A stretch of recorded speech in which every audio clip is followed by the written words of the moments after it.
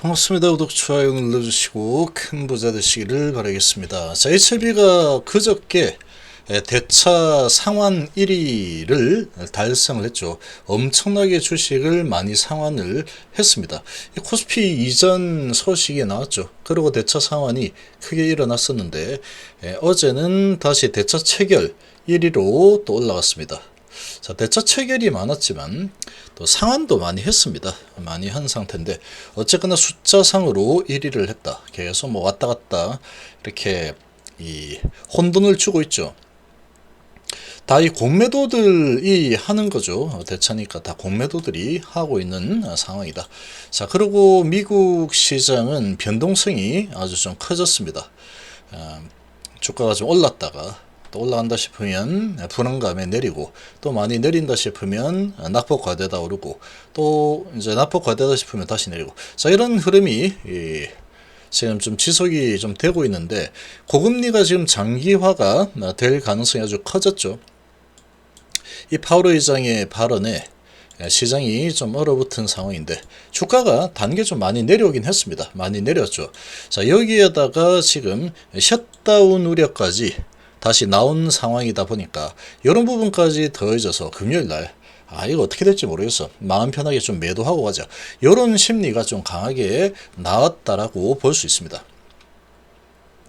자, 많이 봤던 광경이죠. 셧다운 우려는 매년, 거의 매년 일어납니다. 거의 매년. 이거 이제 미국 셧다운 되면은 이제 시스템이 다 멈춰서 이제 큰일 났다. 이런 분위기를 계속 만들어 내죠. 자, 그런데 이런 부분이 한 번도 크게 증시를 위협하는 쪽으로 진행되는 것을 본 적이 없습니다. 본 적이. 단 한 번도 이런 부분이 아주 크게 이슈화가 되어서 셧다운돼서 미국이 이제 비상이 걸려버렸다. 이렇게 절대로 되지 않습니다. 절대로. 요거는 그냥 그런가 보다 하면 되는 겁니다. 그런가 보다 하는데 매번 이런 우려가, 그런데 현실이 이렇게 되고 있기 때문에 우려를 또 안 할 수는 없죠. 뉴스로 나올 수밖에 없는 상황이다. 지겹도록 많이 봐왔던 광경입니다. 저 같은 경우는. 자, 그리고 이제 저가 매수 기회로 요런 거는 단기에 이렇게 좀 진행되다가 끝나버리는 아주 단발성이기 때문에 이걸로 주가가 내려간다. 이 저가 매수 기회라고 보시면 저가 매수 기회. 거의 100%였습니다. 지금까지. 이걸로 내려간다라고 하면 저가 매수 기회다. 중요한 건 이제 이 부분이죠. 고금리 장기. 이게 언제까지 증시에 반영이 될까? 이게 이제 가장 큰 이슈거리가 되는 상황이다. 이렇게 보시면 되는데, 자, 이것도 지금 뭐 좀 과하게 내려왔습니다. 과하게 내려온 주가 흐름이다 라고 생각이 되고, 여기서 이제 더 내릴지는 좀 지켜봐야 되겠지만 지속적으로 이제 추세가 하락으로 쭉 밀려서 이제 증시 끝난다, 이렇게 될 가능성은 희박합니다. 아주 희박하다. 지금 여전히 일자리가 탄탄하죠. 그래서 증시의 유동성 공급이 빠르게 늘어나지 않는다. 이게 이제 좀 문제이긴 하지만, 그렇다고 해서 내년에 금리 인하를 안 하겠다라는 건 아니기 때문에 내년을 보고 이제 끝났어. 그리고 계속 내린다. 이렇게 될 가능성은 거의 없다. 그러니까 이제 하락폭이 얼마 안 되죠. 0.09, 다우 0.3% 이렇게 하락으로 마감을 했는데, 자, 한번 내용을 좀 보시면, 자, 올랐다. 좋을 거야, 괜찮아. 이 정도 주가 많이 하락했으니까 괜찮아, 매수. 그러다가 아닌데 지금 이 장기화 이 부분은 조금 불안불안해. 그러고 불안불안해. 그러다가 이제 다시 괜찮아, 그래도 많이 내렸잖아. 그러니 매수. 그러다 다시 셧다운 우려까지 있잖아. 셧다운. 다 알고 있는 내용이지만, 그래, 셧다운까지 같이 있는 상황이니까 불안한데 주말은 좀 편하게 팔고 가자. 자, 그런 분위기가 계속 왔다 갔다 했다.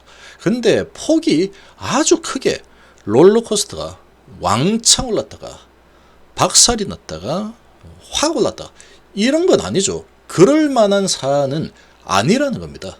하락폭이 0.4%, 0.09%인데 이 정도 왔다 갔다 이렇게 했구나. 그냥 잔잔한 바람이 좀 불었다. 이 정도로 해석을 하시면 됩니다. 자, 이제 3주 연속 하락을 했기 때문에 다음 주는 이제 새로운 시작이 될 가능성이 좀 높아진 상황이다. 이렇게 좀 볼 수 있습니다. 제가 보기에는.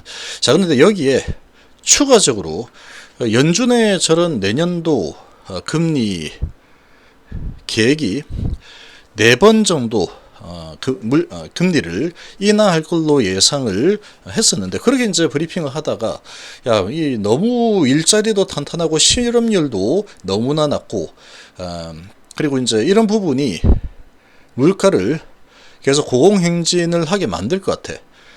국제유가도 지금 감산 소식에 고공행진을 하고 있는 이런 상황이니까 내년도도 만만치 않을 것 같다. 그래서 금리 인하를 하겠지만 한 2번 정도 하락을 하는 쪽으로 전개가 되지 않을까. 이렇게 이제 전망이 좀 바뀐 거죠. 4번 할 줄 알았는데 2번밖에 안 하네. 그래도 이제 2번 하락이 일어나게 되면은 증시에 그렇게 나쁘지는 않은 상황으로 볼 수 있습니다.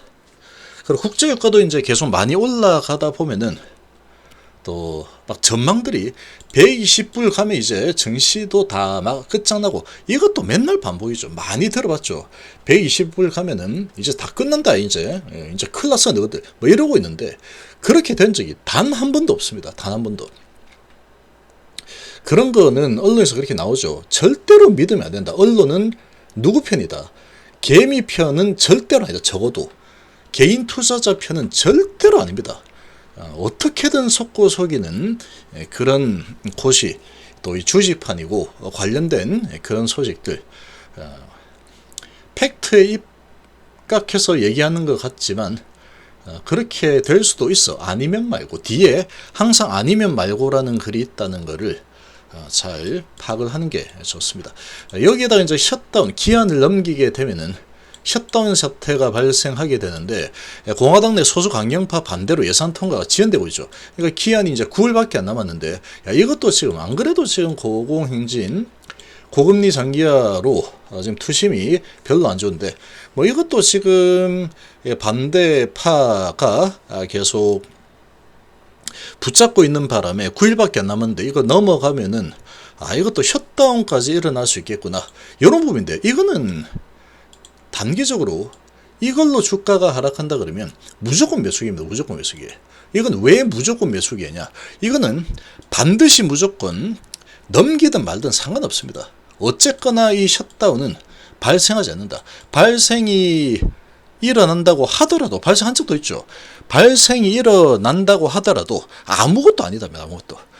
셧다운이 잠깐 발생을 해도 국민들의 눈치를 또 봐야 되기 때문에 금방 또 이렇쿵 저렇쿵 뭐 싸우는 척 하다가 다시 잘 극적으로 협상이 돼서 셧다운이 마무리되었습니다. 이 소식이 100% 확률로 나옵니다. 100% 확률로. 그렇지 않은 적이 한 번도 없었기 때문에, 그래서 이 부분은 증시의 방향을 결정할 수 없다, 이렇게 보시면 되고, 무시해도 됩니다. 이거는 단기적으로는 이제 이렇게 할 수 있겠지만, 그런 거는 매수 기회로 활용할 수 있는 상황이다. 자, 이렇게 볼 수 있고, 그리고 여전히 이제 지금 이 고금리 환경이 계속 지속이 되는, 실업률이 아주 낮다, 이런 부분들이 있죠.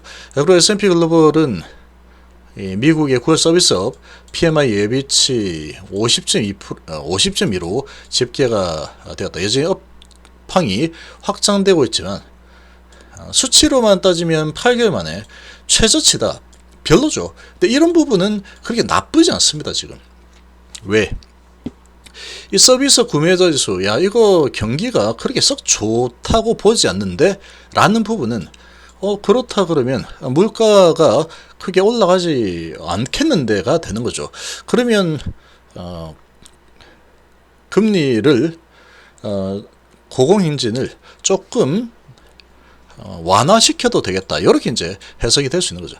여기 제조 PMI 예비치 48.9, 2달 만에 가장 높은 수준이긴 하지만 여전히 50을 밑돌고 있는 부진한 상황이다. 자, 데이터들이 조금 그렇게 좋지도 나쁘지도 않은 이런 데이터가 아주 나왔습니다. 인플레이션이 좀 너무 높은 상황에 공내 경기가 이 부분이 계속 증시를 짓누르는 가장 큰 재료로 활용이 좀 되고 있구나 이렇게 보시면 되죠.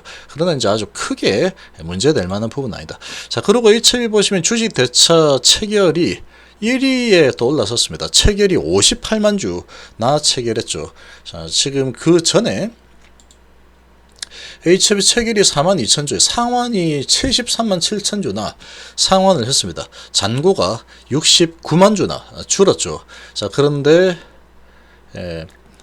어제는 체결이 58만 주, 근데 상환도 많습니다. 그저께 이어서 상환도 43만 주나 나왔죠. 43만 주나 상환하는 이런 모습이 나왔다. 잔고 증감은 14만 주 정도 증감해서 잔고가 1900만 주 정도로 좀 늘긴 했죠. 좀 늘어나긴 했는데 그 전에는 또 많이 줄었다가 다시 있는 겁니다. 67만 주가 69만 주가 줄었다가 다시 14만 주가 늘었구나 이렇게 보시면 되죠. 그래서 이런 부분은 뭐 아주 크게 주가를 좌지우지할 만한 그런 이 데이터로는 볼 수 없습니다. 그렇지만 체결이 많이 일어나고 있지만 상환이 연속으로 좀 많이 일어나고 있다. 이런 부분은 긍정적인 부분이라고도 볼 수 있습니다. 이렇게 상환을 하는 세력들이 있고 체결한 세력들이 뭐 다르겠죠. 이제 상환하는 세력은 이제 거래소 이전 이런 부분에 좀 반응을 해주고 있는 상황이 아닌가 이렇게도 볼 수 있겠습니다. 그래서 증시가 다음 주는 뭐 그렇게 뭐 나쁜 쪽으로 흘러갈 가능성은 좀 적지 않을까라고 생각이 되고, 이제 다음 주도 결국은 이 바이오 같은 경우에는 이 모멘텀 공백기로 작용을 하게 될지 아니면은 이제 반등 흐름을 조금 가져가도 되겠다. 파동을 좀 태워서 눌림목을 주고 다시 올려치는 흐름으로 가져가도 되겠다. 이렇게 진행될지는 결국은 JP신한한국 그리고 모건스탠리, 골드만삭스 얘들이 바이오 쪽 전반적으로 스탠스를 어떻게 서는가에 달려있을 거다. 그러나 큰 변동성이 나올 가능성은 아주 희박합니다. 모멘텀은 좀 공백기 수준이고 낙폭은 단계 좀 많이 내려와 있는 상황이고 근데 스모는 다가오고 있고 이런 부분이기 때문에 내려도 뭐 질끔 올라도 좀 질끔 이렇게 진행될 가능성이 좀 큰 상황이다. 이렇게 생각이 되고 시간이 가면서 이제 스모가 다가오게 되면은 이 주가 방향을 위로 잡을 가능성은 훨씬 더 높습니다. 바이오 쪽이 한 달 정도 남아서 그렇지 남아있는 한 달 동안에는 이걸 더 밑으로 내렸다가 갈지 아니면 이렇게 갔다가 내렸다 이렇게 갈지 모르겠지만 결국은 10월달 10월 뭐 한 10일 정도쯤 되면은 이제 주가는 어느 정도 올라가 있을 가능성이 좀 크지 않을까 이렇게 예상해 볼 수 있겠죠.